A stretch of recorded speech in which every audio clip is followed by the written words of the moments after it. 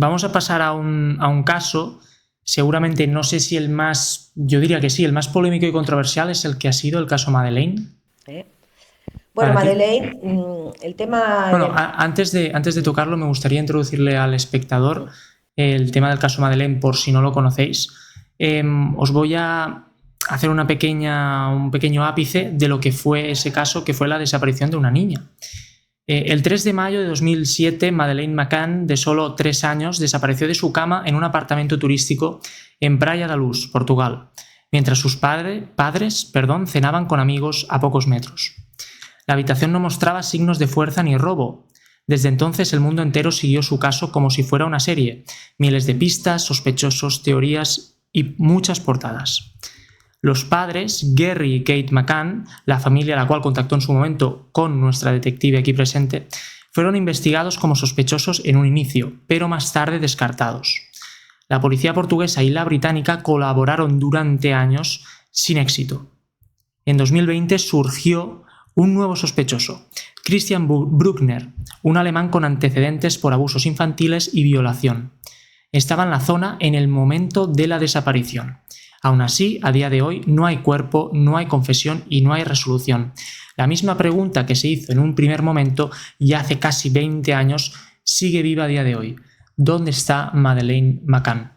Con esto dicho, Elisenda, es un tema complicado aparte y yo creo que no te gusta tampoco porque he visto muchas entrevistas tuyas en medios de comunicación muy importantes como Viva la Vida o Cuarto Milenio y yo te pediría que intentaras hacer el esfuerzo como que esta es la primera vez que te hago esta pregunta del caso Madeleine. Sé que es complicado, pero si lo puedes intentar. No pasa nada. Que bueno, ¿cómo se te hizo esta propuesta a ti en un primer momento? ¿Cómo fue la investigación? ¿Las pistas que hubo? ¿Cómo se desarrolló la propia investigación? ¿Cómo te apartaste? ¿Cómo dejaste de ser partícipe? ¿Y qué pasó en general en el caso Madeleine? Bueno, no es poco lo que No preguntas. es poco, no es poco. No es poco. Bueno, ¿cómo entramos? Entramos porque el Fondo Madeleine, que no los McCann, sino el Fondo Madeleine, Perdón. contrató a un detective británico que no sacaba nada en claro y entonces, dada la proximidad de España con Portugal y dado que España es pionera en el tema de la regulación de la investigación privada, y eso hizo que el Fondo Madeleine decidiera contratar un detective español, ¿vale? Entonces, bueno, cuando llega el tema, lo que se hace es hablar con los McCann para ver si se aceptaba o no el encargo. Después de una serie de baterías de preguntas y respuestas al padre y a la madre por separado, se decidió coger el caso.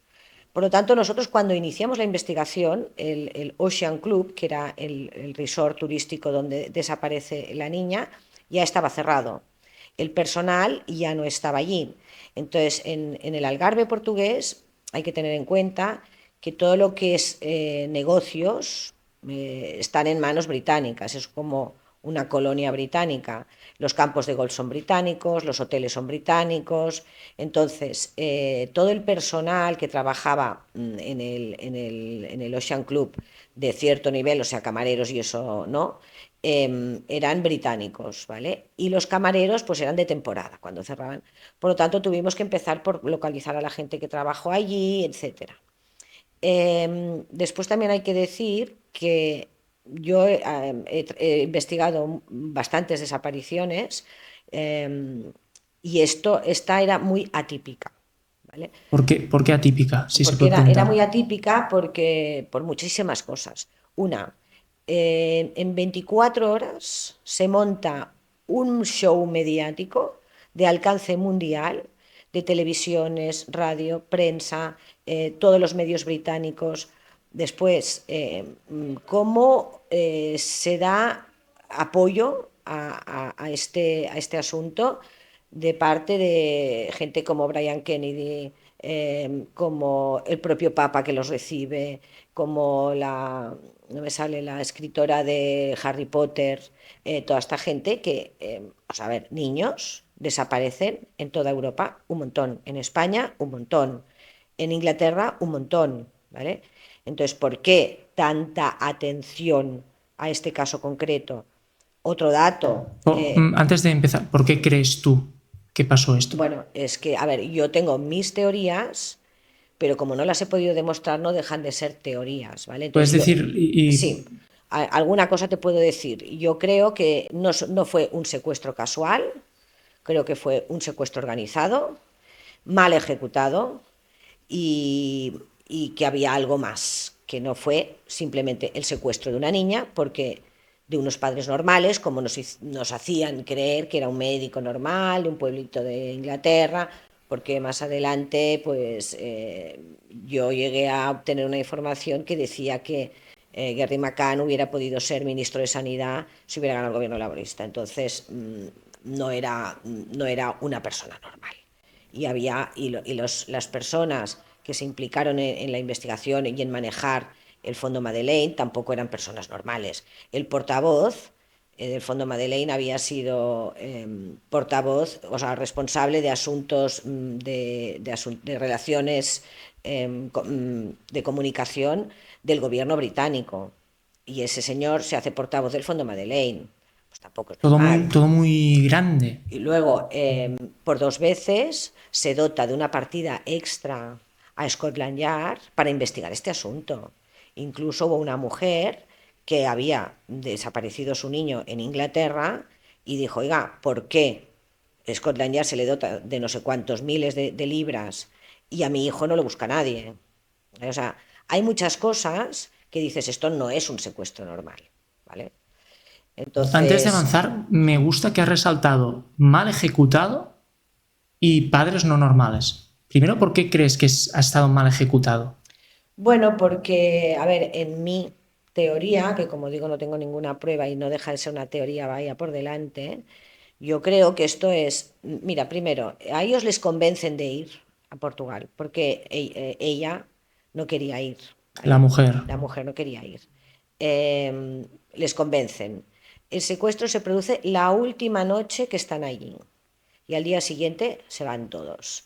Y a ellos eran 7, les llamábamos los Tapas Seven, y el apartamento de los McCann es justo el que da a la calle. Era un resort con cero seguridad, cero seguridad. También es cierto que Praia da Luz es un lugar, o era, súper tranquilo, la gente no cerraba las puertas de las casas, o sea, muy tranquilo, pero era una habitación que tú levantabas así la persiana y entrabas, o sea, cero seguridad. Y la habitación de los McCann daba a la calle, o sea, la ventana daba a la calle, o sea, era el más accesible, por decir. Entonces, un cúmulo de casualidades para mí no es casualidad. O sea, es de formación profesional si quieres, ¿no? Entonces, hay muchos datos que te invitan a pensar que es un encargo mal ejecutado. ¿Por qué? Porque, claro, imagínate, pues yo qué sé, de un bufete de abogados de Inglaterra se contacta a un bufete de abogados en Portugal para que hagan esto, o, y entonces este se encarga a un tercero, que después se encarga a un cuarto, y al final Muchos implicados. el que va a buscar a la niña no tiene ni idea de lo que está haciendo, ¿vale? A lo mejor le dan, yo qué sé, 3.000 euros y tráeme a la niña, por ejemplo, ¿no? Y este, pues claro, cuando ve, él se va con la niña y yo qué sé, se va a una casita, a donde que sea, y cuando ve que está todas las fronteras controladas, los puertos controlados, la policía patrullando las carreteras, todo. El tío, ¿qué hace? Se acojona y dice, hostia, ¿qué hago yo con...?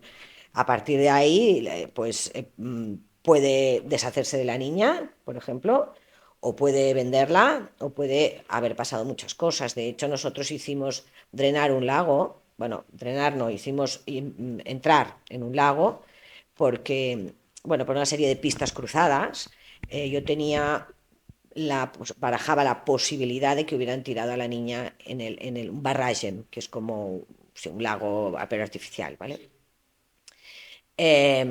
Bueno, lo hicimos, no encontramos nada porque calculamos más o menos la trayectoria, si hubieran tirado una niña, hasta dónde podía llegar, los sitios accesibles por donde era más fácil deshacerse y miramos esa zona, ¿vale?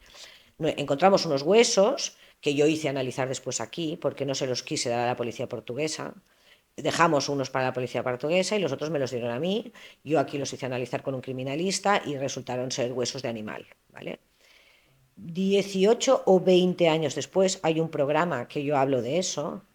Hacen mirar ese lago que yo hice mirar hace 20 años, ¿vale? Sí, sí. Solo que con la sequía y el cambio climático, el nivel del agua Había bajado. había bajado tanto que, haciendo los cálculos que yo ya hice hace 18 o 20 años, la niña hubiera quedado en una zona donde ahora es tierra seca. Entonces se pretendía analizar, o en eso estaban, no sé cómo acabó la historia, analizar las tierras de allí a ver si se encontraban restos de ADN de una niña de 4 años que, en caso de estar allí, hubiera muerto hacía 20 años. Bueno, a mí la única satisfacción fue pensar, pues mira, yo esto ya lo había hecho, ¿sabes? No iba tan desencaminada. Ahora, si me preguntas qué ha pasado con la niña, pues no lo sé. Lo mejor que le puede haber pasado es que acabaran con su vida de una forma rápida y no dolorosa, porque de lo contrario, pues también estuvimos investigando redes de pederastia. Nosotros habilitamos entonces un servicio de 24 horas por mail, por teléfono, en 4 o 5 idiomas, y nos llegaban correos que decían, con vídeos, por ejemplo, que decían, en este vídeo podría salir Madeleine. Madeleine tenía 3 años. ¿Vale? O sea, no quiero reproducir lo que se veían en esos vídeos, pero era horrible, horrible, o sea, horrible.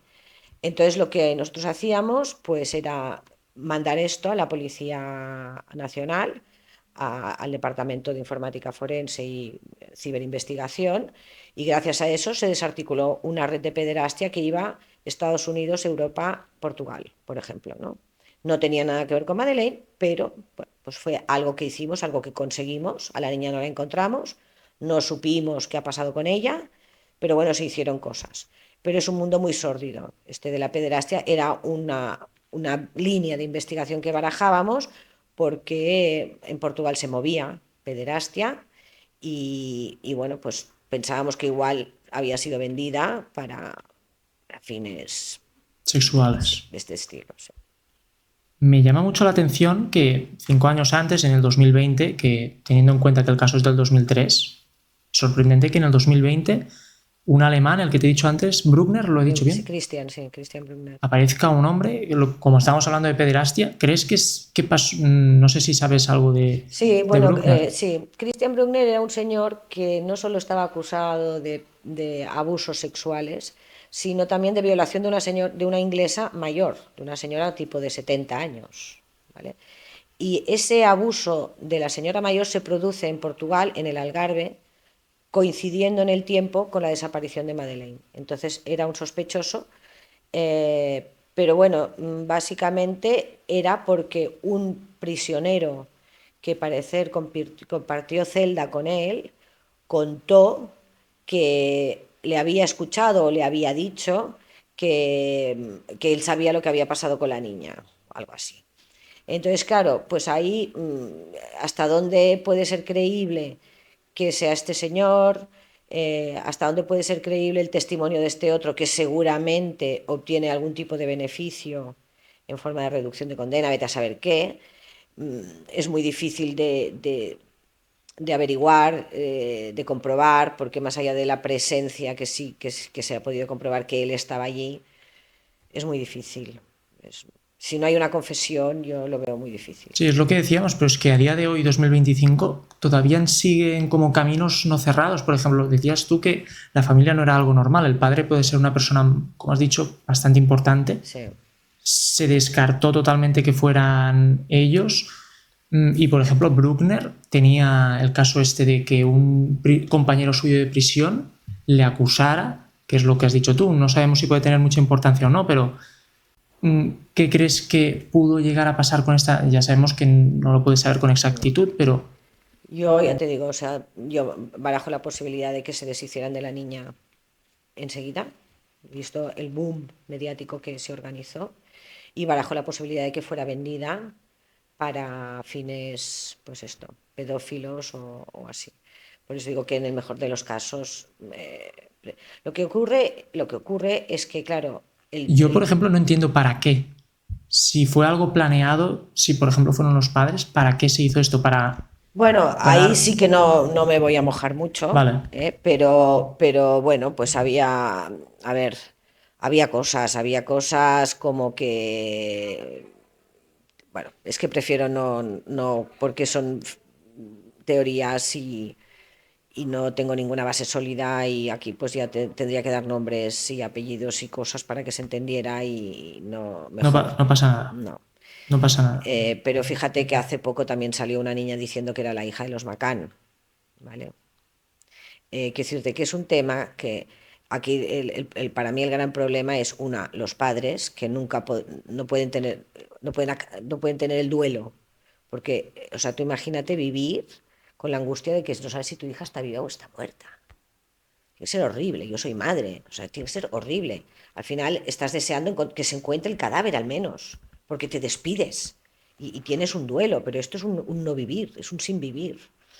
Entonces, claro, detrás de esto, pues pueden haber muchos movimientos que sean puro interés, movimientos especulativos. Esta chica que decía que ella era Madeleine, por ejemplo, hay cosas que no entiendo. Si tú dices que eres adoptada y los padres dicen que no, que eres hija de ellos, que la niña no está muy bien de la cabeza, pues chica, al primero que le haces la prueba de ADN es a tus padres, Claro. ¿no? No. Bueno, pues esta exigió una prueba de ADN con Gary McCann. Entonces, bueno, pues que mientras tanto, ¿cuántos likes habrá tenido en sus vídeos y cuántas cosas? ¿Sabes? Entonces, No, es duro. Estaba pensando porque, ligado a la pregunta que te quería hacer, ¿cómo gestionabas tú la este tipo de mía. casos tan duros en tu vida personal? Bueno, lo de Madeleine fue muy duro. Fue muy duro porque, claro, nos llegaban un montón de pistas de todo el mundo, algunas esotéricas, pero claro, te hacían unas descripciones tan detalladas que yo primero lo que hacía era mirar si se veía por Google Maps, porque me decían, es una casa situada en tal sitio con un jardín, no sé qué. Entonces yo miraba si se veía por Google Maps, si se veía por Google Maps, bueno, pero es que a veces no se veía por Google Maps. Y ibas allí y era como te lo estaban diciendo y lo había visto una vidente. Entonces dices, Buah, ¿me lo creo o no me lo creo? No me lo creo. Pero ¿y sí? ¿Y sí? ¿Y si está allí y por no dar crédito? Entonces al final vas y lo miras. Entonces yo pensaba, tú imagínate que ahora llego aquí, bajo las escaleras de un sótano de un edificio que está en construcción abandonado y me encuentro un tío abusando de una niña de 3 años. ¿Qué haces? Menos mal que no llevo pistola, porque es que yo le pego un tiro, ¿no es cierto? Le No, pego no, un no, ya, tiro. ya. Entonces, eso por un lado, claro, sufres mucho porque piensas que puede estarle pasando a esta niña y te sientes incapaz. Y por otro lado, pues claro, esos son 24/24, porque ya te digo, estábamos abiertos a recibir pistas de todo el mundo. Y luego, claro, yo me tiraba, pues de toda la semana, estaba 5 o 6 días en Portugal, volvía para ver a mi marido entonces y a mi hijo, y volvía otra vez. Y así me estuve, pues 3 meses, ¿no? Es un caso que te exigió mucho a ti. Mucho, mucho presencialmente. Abandoné totalmente mi familia, por decir algo. Bueno, que estaba muy metida en eso. Pero también es cierto que